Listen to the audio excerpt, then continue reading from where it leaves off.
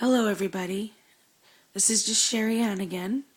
So I've always said my book, Chasing a Miracle, needs to be shared, not sold. So today, I'm going to read you one of the most favorite pieces I have in this book.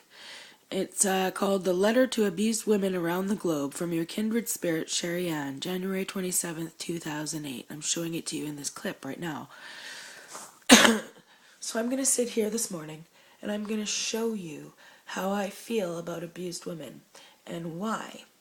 And it may never reach any ears, it may reach 1,000,000, but there's beautiful pieces in this book that need to be shared, and for the life of me, I can't find a publisher that will just accept it for what it is. It's meant to heal people. It's not meant to create money. It's not meant to create fame. It's meant to heal women just like me. And you know why?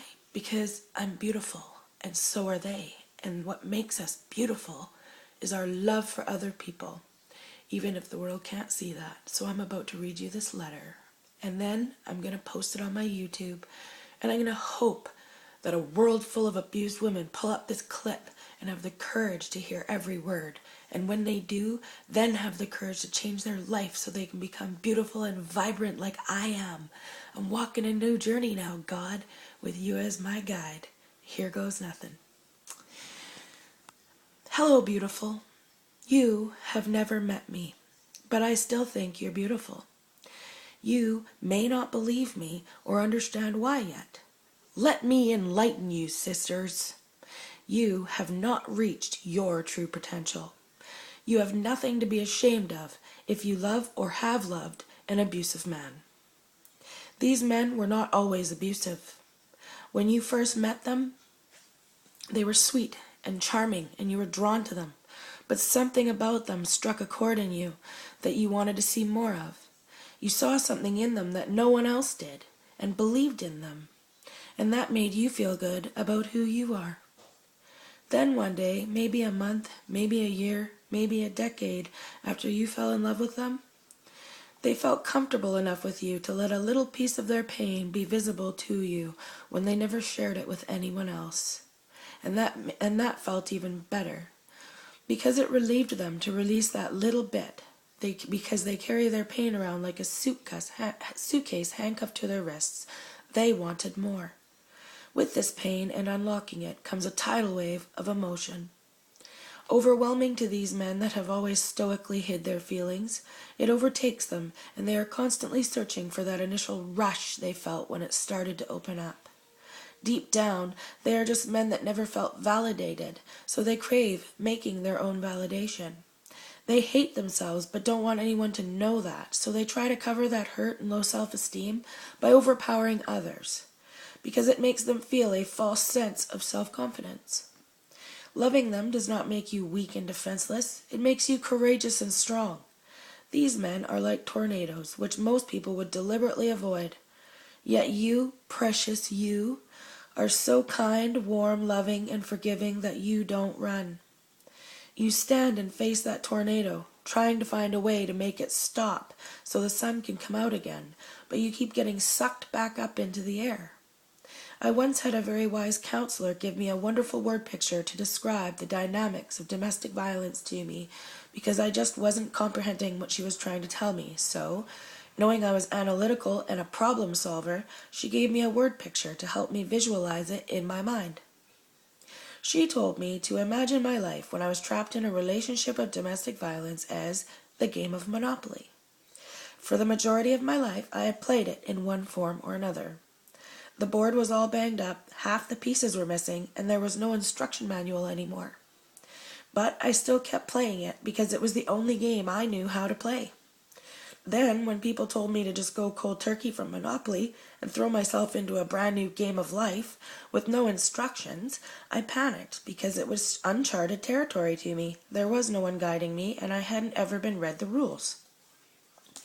When I played Monopoly, I couldn't stand it anymore. But I didn't have to figure anything out. It was the easy game to predict. With the game of life, it would involve risk. I was used to losing at Monopoly, but what if I got all excited about the game of life and lost or couldn't figure it out? Then I'd have no choice but to go back to Monopoly, ashamed, broken-spirited, and discouraged. So I tolerated what made me uncomfortable because I feared change. I didn't fear failure. I just thought I did. I feared success. If I succeeded, then people would have to notice me. And all I wanted was to be invisible so no one could see how pathetic and humiliated I was. Ladies, I ripped myself off with that way of thinking for too many years. Yes, we loved these men, but that makes us special. It means we are beautiful and that much more valuable because we have something that most of society does not anymore.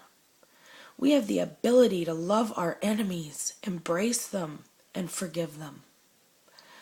That takes courage, integrity, and honor.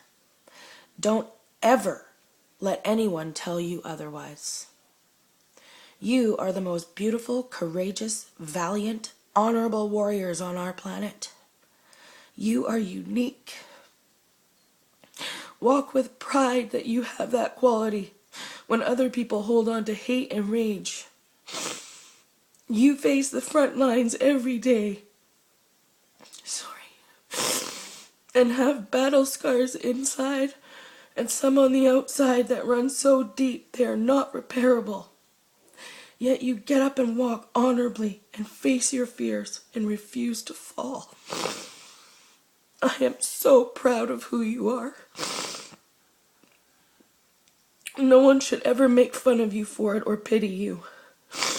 They should admire your courage, respect you, and show you the validation you deserve, whether you are still with him or not. You are kind enough to let him hurt you because he is in pain, yet refuse to strike back. And if you do strike back, it's only because you are frightened, yet you still can't stop loving him. You believe that one day your love will change him if you just hold on a little bit longer, and then everything will be worth it and beautiful. Hun, the only way he will ever change is if he truly realizes that he has a problem and wants to change it for himself. He will never change for you. It is not your responsibility to heal his owies. It's his. You cannot change him. You can only change yourself and show him just how beautiful and strong you really are. Take some of that patience, kindness, compassion, and forgiveness you so openly offer and direct it at yourself. You would be amazed at what happens inside you. It will fill your heart until it feels like it will explode, but not from pain this time, from pride. He can break your bones. He can manipulate your mind. He can sabotage your beautiful reputation you worked so hard for. He can take away your money, use your kids as his weapons to hurt you. He can crack your will and possibly even make you doubt your sanity at times. But promise me you will never let him take your dignity. I love you all. You're beautiful. Your kindred spirit, Sherry Ann.